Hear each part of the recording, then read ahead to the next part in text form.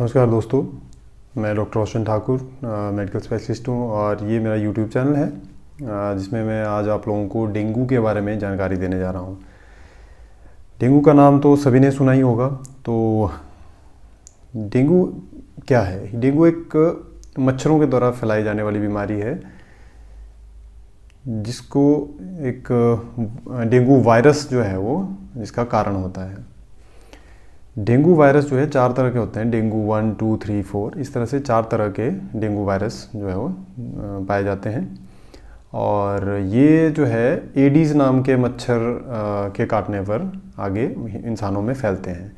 Aedes नाम का मच्छर जो है वो एक ख़ास एनवायरनमेंट में जो है वो पनपता है। उसको जीने के लिए जो है साफ़ पानी चाहिए होता है, जो नया ताज़ा पानी होता है वो चाहिए होता है। और जैसे बरसात के बाद का पानी है जो, या फिर कोई कूलर में पानी है, या फिर कोई गमले में पानी है, या फिर कोई टायर के अंदर पानी है, या बाहर कोई कलेक्ट हुआ हुआ है ताज़ा पानी, उसमें जो है ये पनपता है। तो जब ये एडीज़ मच्छर पनपने लगता है तो ये जो है इसको खाने के लिए इंसानों के ऊपर डिपेंडेंट रहना होता है। तो ये इंसानों का जो खून जो है वो चूसने का काम करता है। तो एक जो ये वायरस फैलाने वाला डेंगू फैलाने वाला जो मच्छर है वो एडीज़ मच्छर में फीमेल मच्छर करती है इस काम को।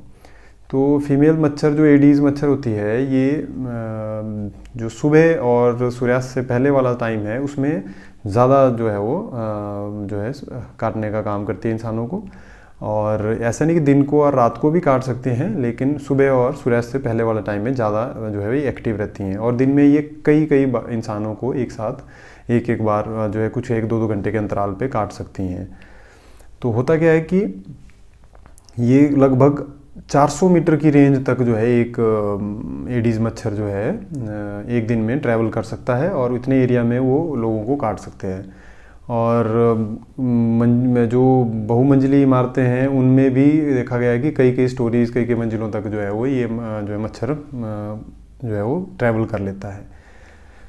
तो ऐसी स्थिति में हम लोगों को जो बचाव के तरीके हैं वो मच्छरों से बचने के लिए हमको जो है एक तो जैसे मॉस्किटो रिपेलेंट हैं, या फिर कोई क्रीम्स हैं, या नेट्स का इस्तेमाल करें, या जो सुबह शाम है वो ज़्यादा से ज़्यादा कवर करने वाले कपड़े पहने। और सबसे ज़रूरी चीज़ जो है वो जो पानी है उसको कलेक्ट होने ना दें। अगर कहीं कोई ऐसी जगह है जहाँ पे पानी कलेक्ट हो रहा है और आप उसको वहाँ से हटा नहीं सकते तो उसके ऊपर जो है कोई तेल जो छिड़क दें ताकि उसके ऊपर एक लेयर बन जाए और मच्छर उसमें जो है ग्रो नहीं कर सकें।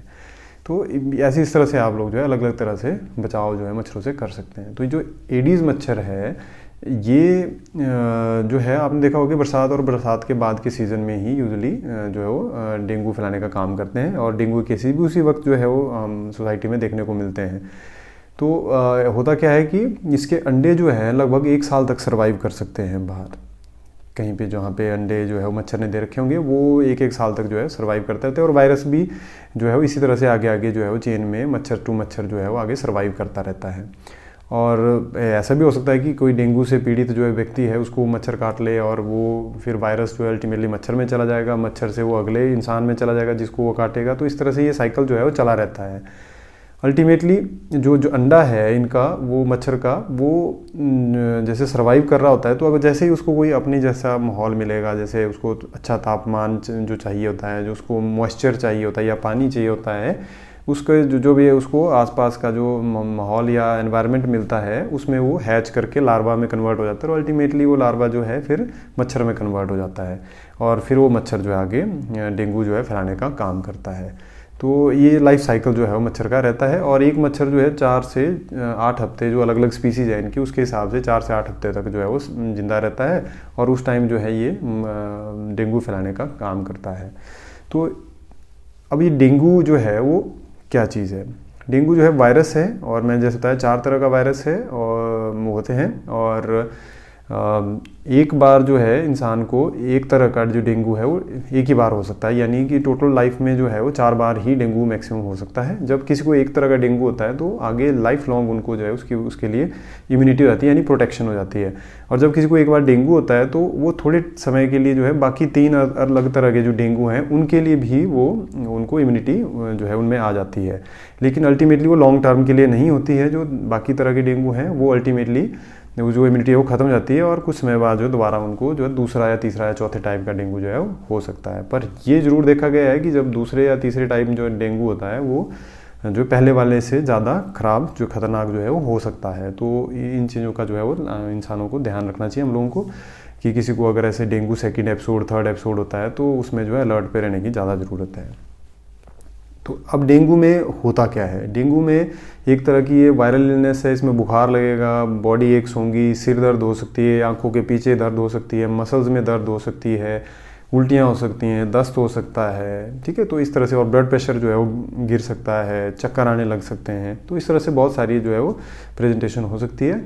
तो जो भी व्यक्ति जैसे 2 हफ्ते के जिनकी हिस्ट्री हो ऐसे एरिया में जाने की जहाँ पे जो है डेंगू हो, फैल रहा हो, जहाँ डेंगू के केसेस हों, तो अगर उनको बुखार लगते हैं तो उनका डेंगू का टेस्ट भी जो है वो कर लेना बड़ा ज़रूरी हो जाता है।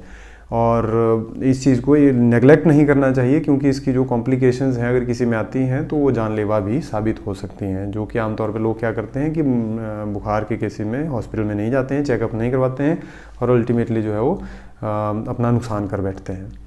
तो जैसे इसमें इसको बताया गया है ब्रेक बोन फीवर, तो इसमें बहुत तेज़ बुखार आ सकता है, इवन 41 डिग्री सेल्सियस तक जो है बताया गया है कि इसमें बुखार आ सकता है।